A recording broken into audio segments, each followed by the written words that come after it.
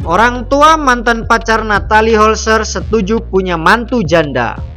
Natalie Holzer sedang dekat kembali dengan mantan kekasihnya diduga bernama Faris.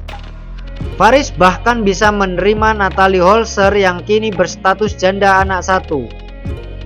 Bahkan orang tua Faris juga menyetujui jika anaknya bersama Natalie Holzer lagi meski sudah janda. Natalie Holzer sudah blak-blakan dan tidak canggung memposting foto mantan pacarnya di Instagram pribadinya.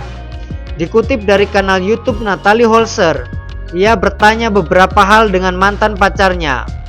Maklum, semenjak resmi bercerai dari Sule, kisah asmara Natalie Holzer menjadi sorotan publik.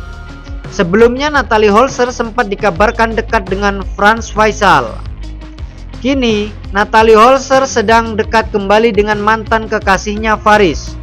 Natalie Holzer pun menanyakan beberapa hal pada Faris, termasuk kenapa sayang kepada anaknya Azam Adriansyah.